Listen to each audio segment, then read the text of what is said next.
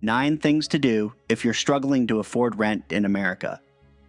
Hey everyone, are you tired of feeling like you're just working to pay rent? Are you looking at that monthly bill and thinking, there goes half my paycheck again? Well, you're not alone. Today we're tackling one of the biggest financial headaches out there, rent. Yep, that rent bill that always seems to show up right when you're feeling good about your bank account. It's frustrating, it's stressful, and it can sometimes feel like there's just no way around it. But don't worry, because today I've got some tips and tricks to help you get a grip on your rent situation and start living a little easier. So if you're ready to turn that rent bill from a monster into something you can actually manage, keep watching, because I've got you covered. Understanding the rent crisis. All right, before we dive into the solutions, let's take a quick look at why rent is so high. I mean, if it feels like rent has doubled in the past few years, it's not just you. The average rent has skyrocketed, especially in big cities. In some places, people are paying 30%, 40%, even 50% of their income just to keep a roof over their heads. That's not a crazy story. That's reality for millions of Americans right now. You received a notice from your landlord for a rent increase, and the rent increase is beyond the rental calculator. You start getting angry, upset, your stress levels are through the roof. You call your friends and you wonder what you should do. Should you vacate the unit, or accept the rent increase, or dispute the rent at the courts? We're going to be talking about how to dispute your rent increase with your landlord at the Rent Dispute Committee. As a disclaimer, today's topic focuses on Dubai tenancy only. Also, you have to be a direct tenant with a landlord, and that means you need to have an ijari. And lastly, the landlord must have sent you a rent increase notice at least 90 days prior to the expiry of the lease. The first thing and most important thing that you need to do once you receive that preposterous rent increase notice from your landlord is respond to the landlord in writing, either over email or over WhatsApp, citing that you reject the rent increase based on the fact that it's not in alignment with the rent increase calculator. After this step, you'll have to wait for your landlord to get back to you to see whether a negotiation is going to start or not. Let's assume your landlord is not willing to negotiate the rent increase. What do you do? What's going on? Well, it's a mix of things. There's inflation, a shortage of affordable housing, and a high demand in certain areas that drives prices up even further. It's basically like a perfect storm for expensive rent. But hey, I'm not here to give you a lecture on economics. We're here to get some solutions, right? Let's jump into the good stuff. Calculate what you can afford. First things first, let's do a quick reality check. How much of your income is actually going to rent? There's an old rule that says you should only spend 30% of your income on rent. But let's be real. If you live in New York, San Francisco, or LA, 30% on rent sounds like a fairy tale. So here's what you need to do. Pull up your budget, or start one if you haven't already, and look at what's coming in and what's going out. Be honest about what you can afford after you account for things like groceries, bills, savings, and yes, a little fun money too. You don't want to just scrape by every month. And hey, if budget sounds boring, think of it this way. Your budget is basically slicing up the pizza of your finances. How big of a slice can you actually give to rent without starving the other slices? Look into roommates or co-living spaces. All right, here's a tried and true tip that might make you groan, but trust me, it can save you big roommates. Yep, sharing your space with someone else isn't just for college students. In fact, a lot of people are going back to the roommate life because it can cut your rent costs in half or more. I recently took in a lodger who's renting out the spare room in my apartment, and it's honestly one of the best decisions I've made in a very long time. I'm so glad I've done it. And before this, I really didn't know anything about this whole process, and I think that's the case for a lot of people. There seems to be quite a lot of confusion around how it actually works. Sure, there are trade-offs like less privacy or maybe dealing with someone else's dishes in the sink. But the upside is you can afford a better location, maybe even a bigger place, without blowing your whole paycheck on rent. There are apps like Roomie, Spare Room, and even Facebook groups to help find roommates who aren't total strangers. And let's be real, roommates aren't all bad. Sometimes they bring you free pizza. Just don't be that roommate who leaves it out overnight. Negotiate with your landlord.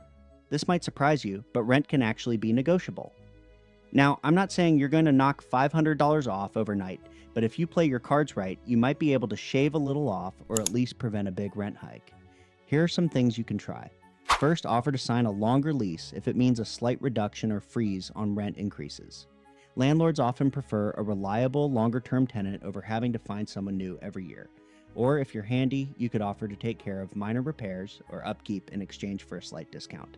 If you can time your request right, like midwinter when fewer people are moving. Okay, so how did I avoid any rent increase during my last renewal? Here are 5 tips to help you respond to a rent increase. I should mention that not everyone's a lawyer like me who gets an absolutely disgusting sexual pleasure out of negotiating. But even if it's uncomfortable, do it. It could save you hundreds of dollars per month. Anyways, first, begin your response by outright refusing the amount. Flat out state that it won't work with your budget and you're going to have to move. This sets the stage. Then follow up this negative with a positive. Explain that you love where you live and you don't want to move, or make them deal with the hassle of re-renting. You've now primed them for the negotiation. Whatever increase they proposed, offer half. Now, I got super lucky getting no increase. The market's worse these days, so you're probably going to get some increase, but a 5% increase instead of 10 is still a huge difference. Fourth, write with proper grammar and as professional sounding as you can. No typos, it does make a difference. Last, be a good tenant. What you said earlier is actually true. Re-renting an apartment is kind of a pain. If you're stable, hassle-free income for them, they'll likely accept your half-off proposal just to keep the passive income rolling. And don't be afraid to have a little fun with it. You could say something like, hey, Mr. Landlord, I've been a pretty great tenant, right? How about we talk about that rent? Worst case, they say no, but best case, you save yourself some cash each month. Get creative with your space. Okay, let's get creative here. If your lease allows, consider renting out part of your space, even just short term. Maybe you have a spare room or even a couch you could list on a short-term rental site like Airbnb. This isn't for everyone, but if you don't mind a little extra company, it could mean a nice side income to help cover rent. Another trick is to make the most out of the space you have. Small spaces can work wonders if you use them well. Invest in multifunctional furniture, like a bed with drawers underneath or a fold-out desk. Watch some tiny house videos for inspiration. They'll show you how to turn every square inch into usable space without feeling cramped. Remember, if you can find a way to make even a tiny space feel like home, you'll save on rent without sacrificing comfort. Earn extra cash for rent. Side hustles. All right, it's side hustle time. If your main job isn't covering all the bases, a little extra income could be your ticket to rent security. Here are some easy-to-start side hustles that won't eat up all your time, but can make a difference. One option is pet sitting or dog walking. Apps like Rover and Wag make it super easy to sign up and start getting paid to hang out with pets. Or, if you have a car and some spare time, you can try food delivery with DoorDash or Uber Eats. Another idea is freelancing in your skill area. Websites like Fiverr or Upwork are perfect for picking up a few hours here and there. Here's 3 things you can do on Fiverr.com to pay your rent every single month. Number 1, you can list a gig where all you do is show up and listen to people. That's it. You don't even talk. You just listen and people will pay you. Sometimes $100. Like executives will pay you. Number 2, open a design agency. Use a tool called Canva. You can do book covers, social media designs. You go in, click, click, click, drag. You sell that thing for $30, $40, $50. Or get the gig at $30, $40, $50. Hire someone at $20 from Fiverr to do the same gig. Number 3, this is one of my favorites. You can do a transcription service, but you can use robots to fulfill it. Use a service called Temi. So you get the audio, upload it to Temi. It uses AI, gives you a transcription back, clean it up, boom. You just made money with very little work. Even a couple of hours a week can add up. Hey, if you're spending Saturday mornings getting paid to play with puppies or deliver someone's iced coffee, it's almost like getting paid for a mini workout. Look for government programs or local assistance. Don't overlook the help that's out there. There are programs designed to support people facing high housing costs. A lot of people don't even realize they might be eligible for assistance, so it's definitely worth looking into. For example, there's the Section 8 Housing Choice Voucher Program, which can help cover a portion of rent based on your income. There are also local rental assistance funds, especially in larger cities. Many nonprofit organizations offer temporary housing help for people who are struggling.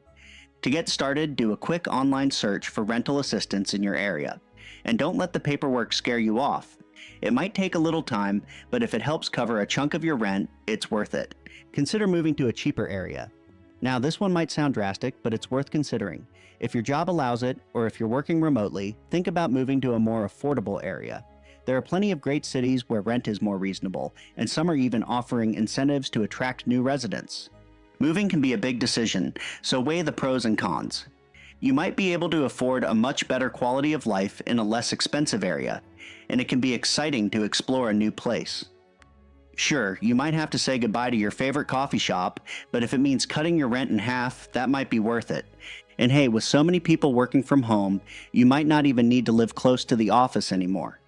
Think about cities with a lower cost of living or places that are offering perks for newcomers. You might just find your dream setup somewhere you hadn't thought of before. The importance of community resources. Here's a big one that a lot of people overlook. Community resources. There are tons of local programs that can help you save money in other areas, which frees up more of your budget for rent.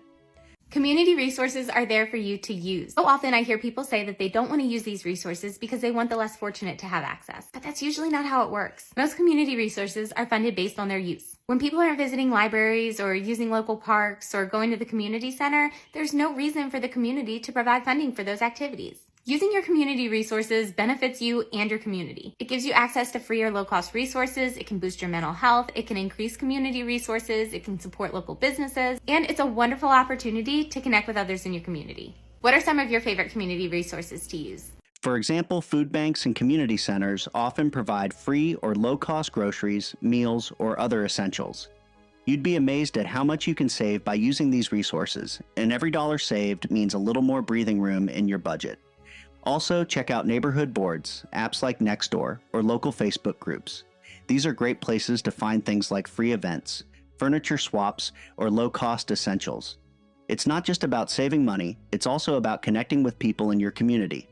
Plus, hey, if there's a free community potluck or farmer's market happening nearby, that's one less meal to worry about. Plan for the future, building up savings. Let's talk about building a small emergency fund, even if it's just $10 a week. A little cushion can make a big difference if you hit a tight month or unexpected expense. Try setting up an automatic transfer to a separate savings account. It's all about making sure you have a little backup when rent time comes around, giving you some extra peace of mind. And if nothing works, here's a fun thing you can do. All right, we've covered a lot today. Remember, you're not alone in the rent struggle, and these tips can help. From budgeting to side hustles, there's a strategy for everyone. If this was helpful, drop a like, subscribe, and hit the bell for more tips. And if you've got a rent hack of your own, share it in the comments. Thanks for watching. You've got this. See you in the next video.